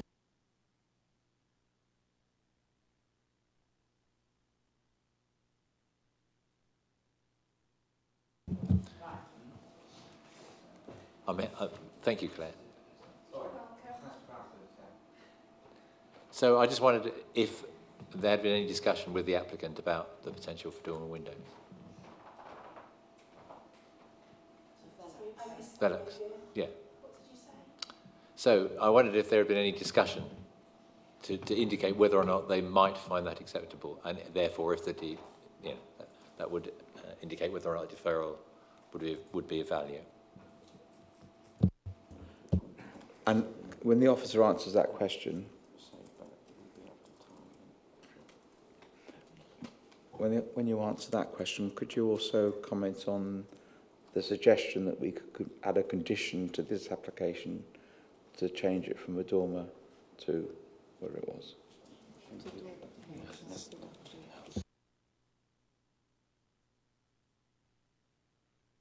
I think I've got, so just in response to whether we could add a condition, we couldn't add a condition. You'd have to determine the application, and it would have to be, they'd have to submit it as a fresh application to make those design changes. What was the other? I think I missed the other question.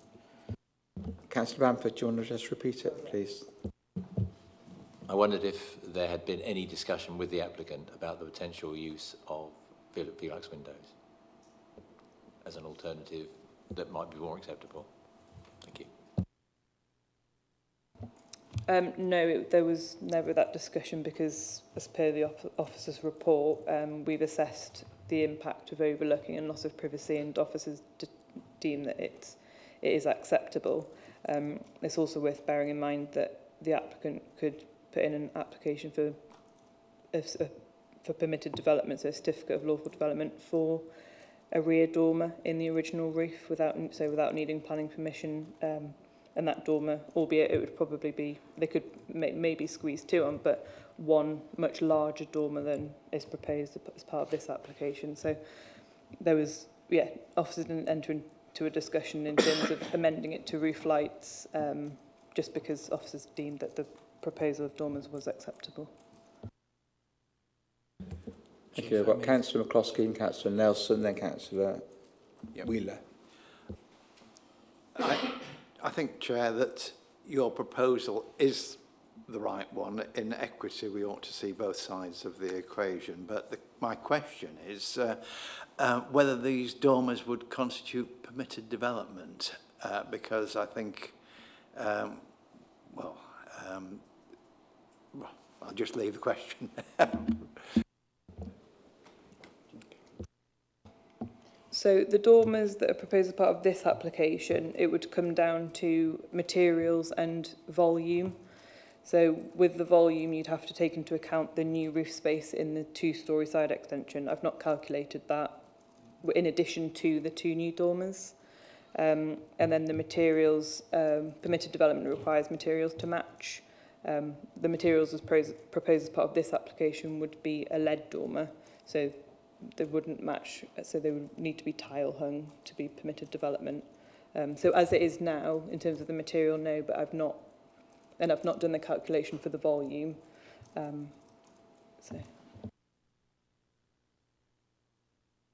Councillor Nelson, then Councillor Wheeler. Thank you, and forgive me if this has already been answered. Did the planning officer visit the objector's property in her conservatory before they wrote their report? No. Officers carry out site visits where they feel necessary to be able to determine the application. In this instance, the assessment of the proposal didn't warrant a visit to the objector, albeit obviously the comments have been taken into consideration during the application. Councillor Wheeler and Councillor Clark. Yes, sorry, but my question was really the same question that Councillor McCloskey said. But so is the element that's in question, could that be done under permitted development? Because if that's just a straight yes or no, then I think that'll answer all our questions. A dormer could be installed under permitted development. But like I say, what's before me at the moment, it wouldn't be, but they could install a large dormer on the existing house as it is, without needing planning permission, subject to materials and volume. Councillor Clark. Having spent a long time trying to learn the vagaries of planning, I'd be very grateful if you would explain to the objector what the consequences are if we refuse and then the applicant goes to appeal, that if it does come under permitted development, then we really do have to approve the application. But it's just, I think it would be a courtesy to explain that to her.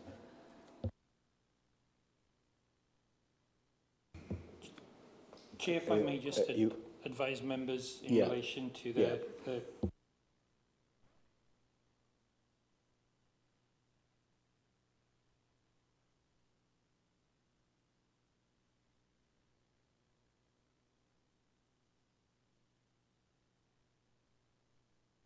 Right, hopefully members can hear me now, thank you. Members will be aware that under the Constitution, if there's going to be a deferral or refusal, you need reasons. They need to be planning ground reasons. you've indicated today in relation to overbearing and privacy that you feel you have insufficient information. That information has been directly considered in the report. That has been addressed by the officer. You'll be aware of cost implications on any appeal. You'll also be aware, you've had advice from the officer of permitted development, which is essentially development that's permitted by the government, not this authority, which means that an applicant would not need planning permission to do that work. If I can just finish. Consequently, you've had what's effectively a fallback position under permitted development, and you've been told that the dormer would be larger than what this application is. So hopefully I've addressed members' queries in relation to that, but you will need to give planning grounds if you wish to defer or if you wish to refuse. Thank you, Chair. So planning grounds if we need to defer, is that true? Yeah, because you have to give because you're going to say the only ground is you have insufficient information, and that is for the planning ground of overbearing and privacy, and that's already been addressed in the officer's report, Chair.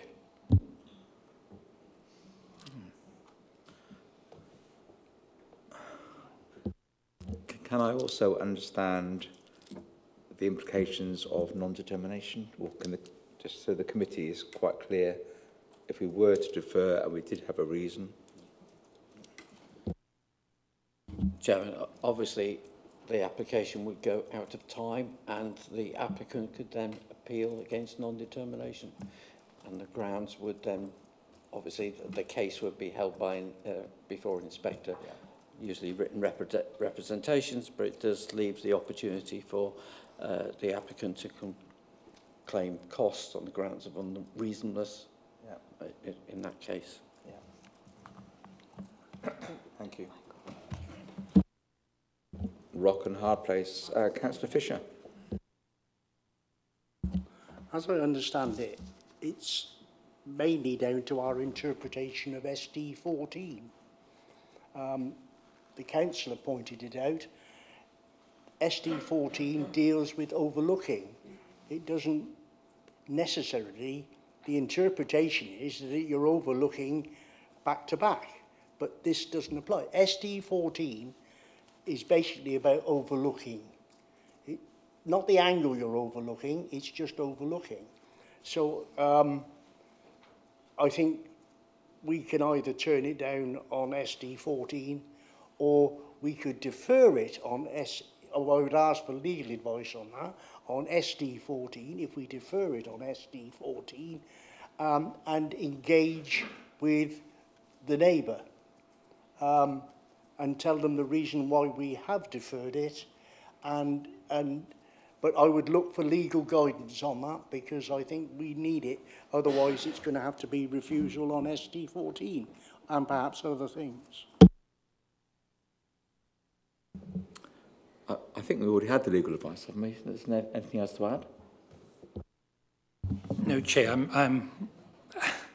If members have to consider what evidence they have in front of them to make a decision, they have what's in the officer's report where privacy and overlooking concerns have been addressed. I've given you advice in relation to costs, Chair. It's a matter for members to make a decision. Yeah. Okay. I think we'll go to debate. I'm going to withdraw the proposal to defer in the light of the information and professional advice that I've received. It's unfortunate, but I think we don't have the time on our side. So the recommendation before us is to permit. So who would like to kick off?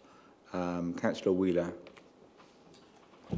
Yes, I can fully understand the objectors' objections, but I think words we've got from both planning officers and legal advice that the element in question, and I think that's the only bit we need to look at, the element in question could be done under permitted development.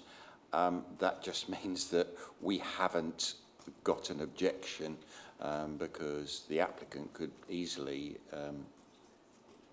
perform the objectionable part of their application with or without our permission. So I would be supporting it because there is no other option really, as far as I can see.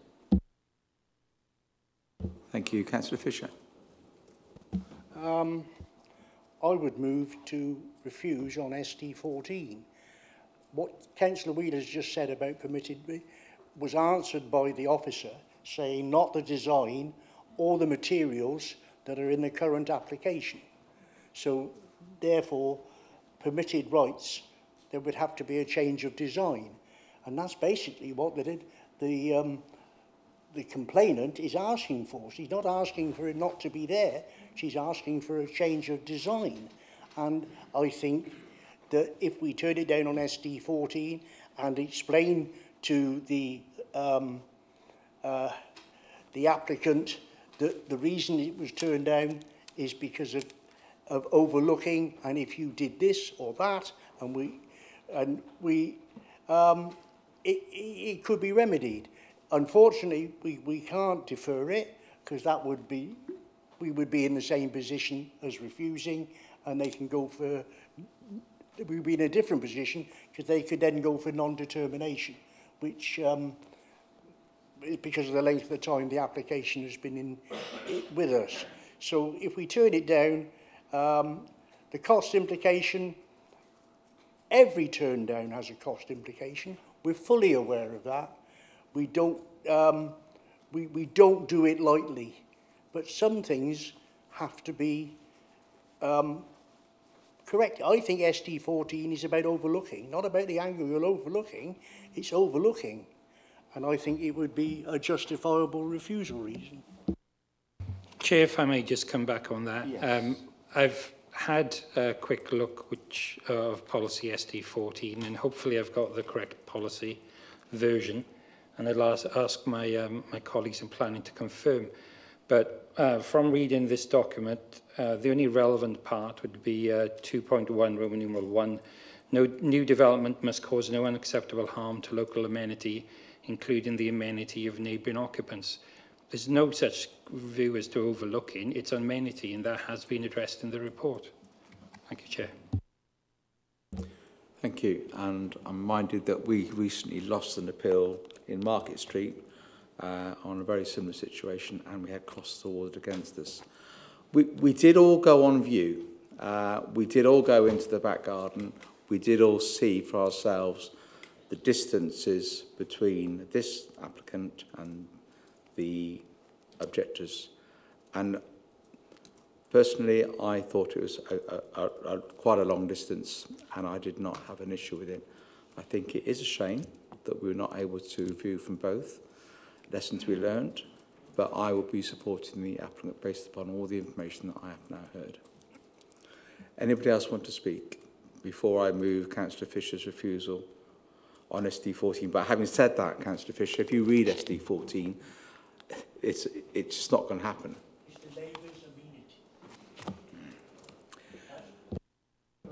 Anybody to speak? Councillor Nelson. Chair, just to reiterate, I can understand the objector's view and that she feels that she will be overlooked. But the reality is, when they do these windows up in their top floor, how likely is it that they're going to be able to stand right at the window and look down purposely to spy?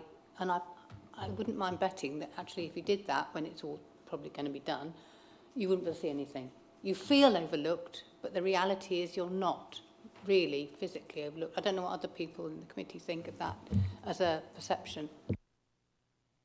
Right, Councillor Clark. Just to answer Councillor Nelson, this came up with a resident of mine, and actually I think the planning officer might agree. It's about the length of the window, that when a window is, as the dormers are, half, you actually, it's harder to see down.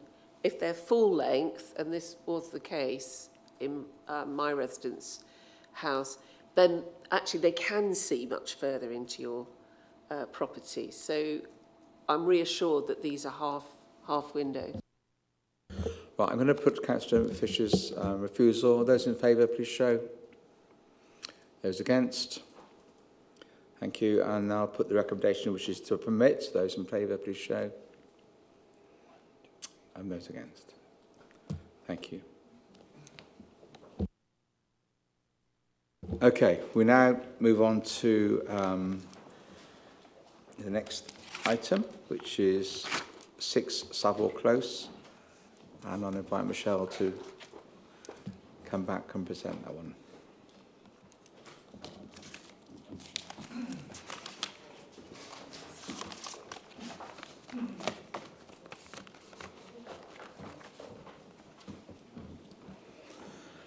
Oh.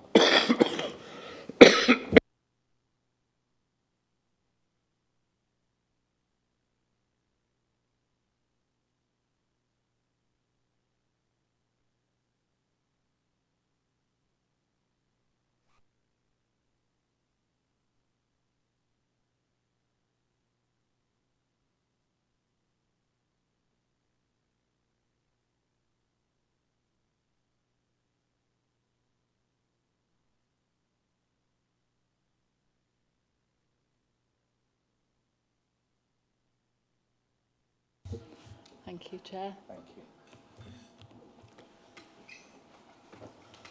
I think we need to wait for Claire to show the presentation. Sorry, yeah.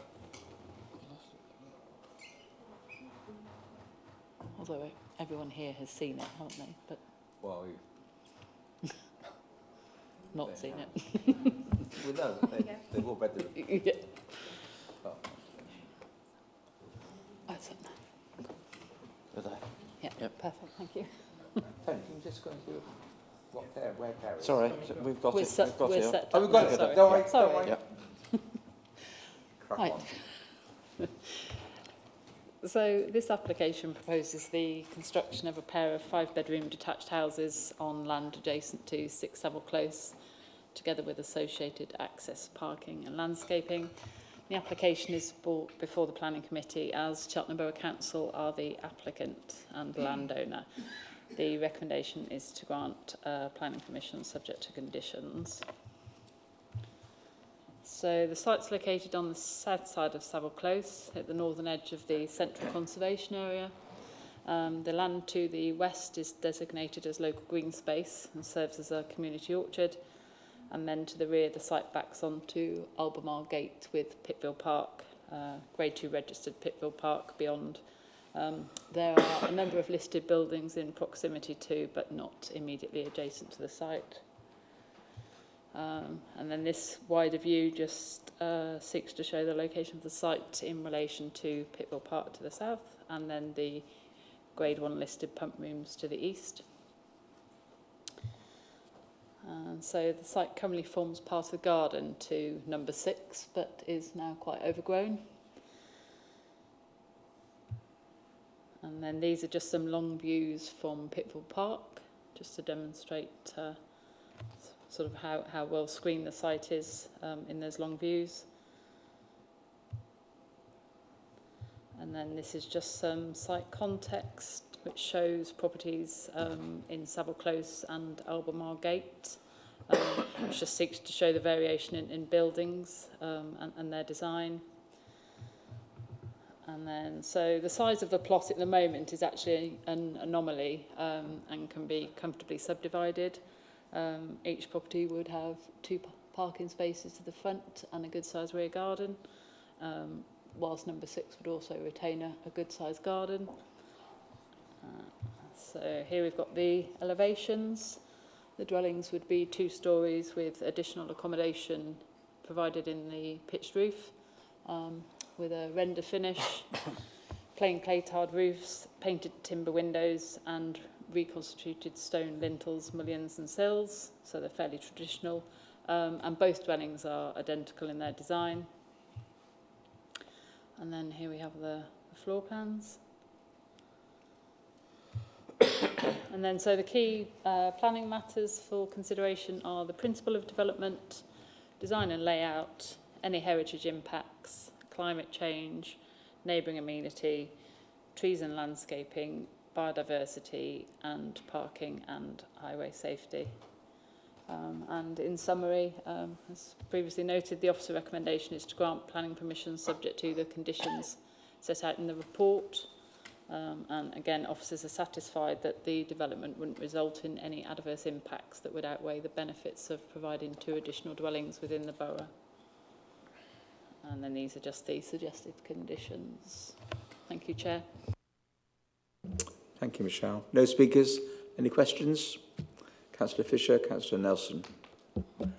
You say 5-bedroom houses, 2 parking spaces. Is that in line with our policy?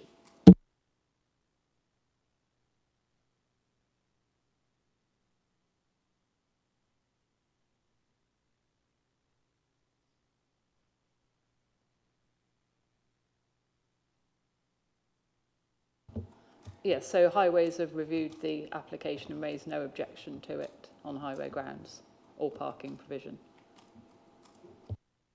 Councillor Nelson. Thank you, Chair. So I'm just picking up a point the Cheltenham Civic Society made. It's probably not right to ask it, but I will anyway. Why has the extra bit of land been excluded from development? I'm guessing it's because it's local green space, so it can't be built on. Sorry.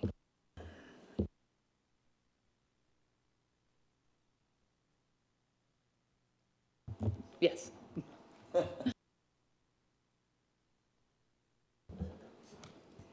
Is the garage going to of the old house on the left, as you look at the facades of the new ones, is that going to be knocked down or? No, the garage that's on site at the moment. Sorry. No, the garage that's on site at the moment is actually going to be retained. Yeah. So the site will start alongside the garage that members saw on site.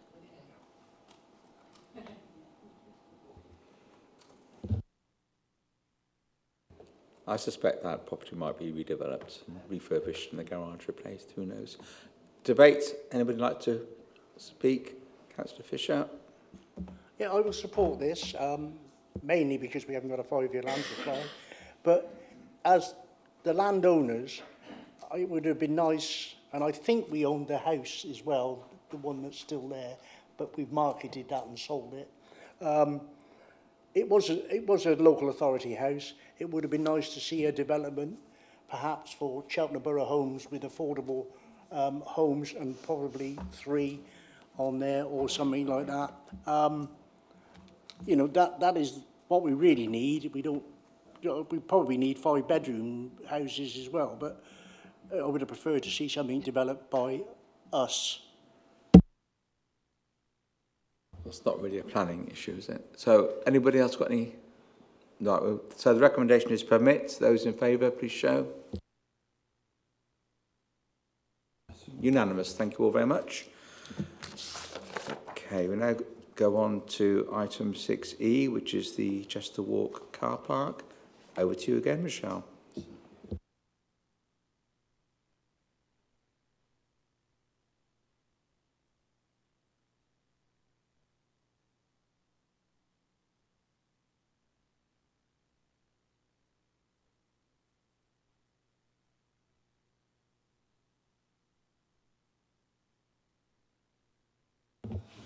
Thank you, Chair. So planning permission was granted in 2020 for the erection of a mixed-use innovation hub on the former Chester Walk car park site. The scheme has subsequently been subject to revision previously. This application is seeking to vary the approved plans condition imposed on the most recent decision to reflect additional changes that have taken place. And the application also includes details in relation to other conditions. And the application is here at Planning Committee for reasons of transparency, as per the previous applications, given the Council's interest in the development.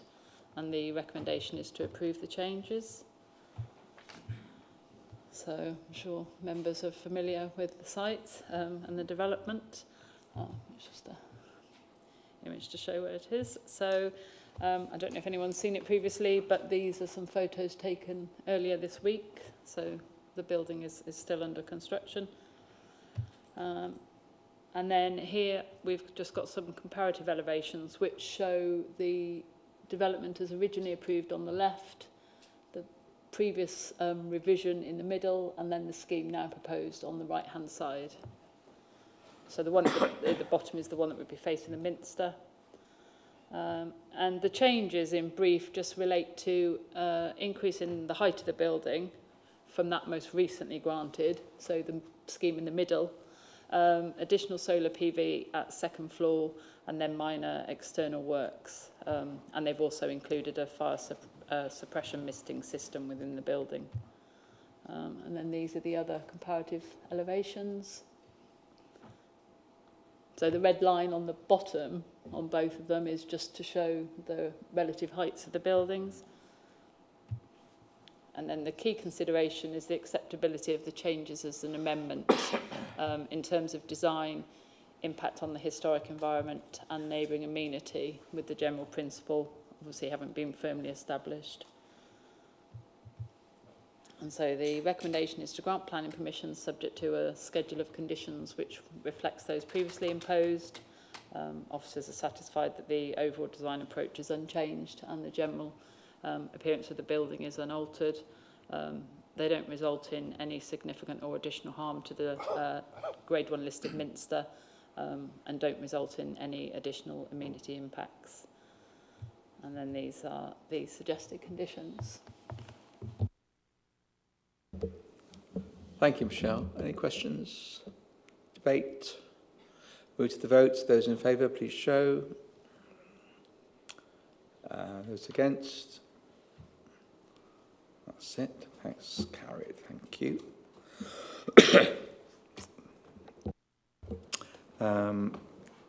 Appeal updates, they're just for notes. Enforcement update. Do you want to comment briefly? Because we did have a discussion before, in a training session beforehand. I think most of you were here for that.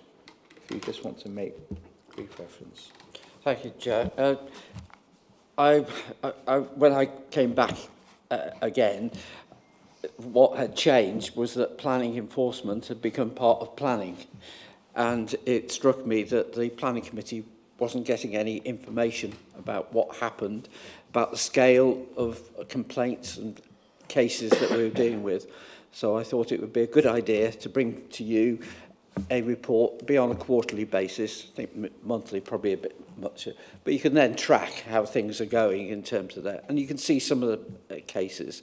It's a difficult area, enforcement, because of the legal implications. We don't want to be discussing individual cases, but it gives you an idea of the scale, what we're actually doing, what the cases are come to the fore at the moment. So I hope it's helpful, and obviously it enables you to ask questions either outside the meeting, particularly if it's helpful to you about what we're doing on particular cases.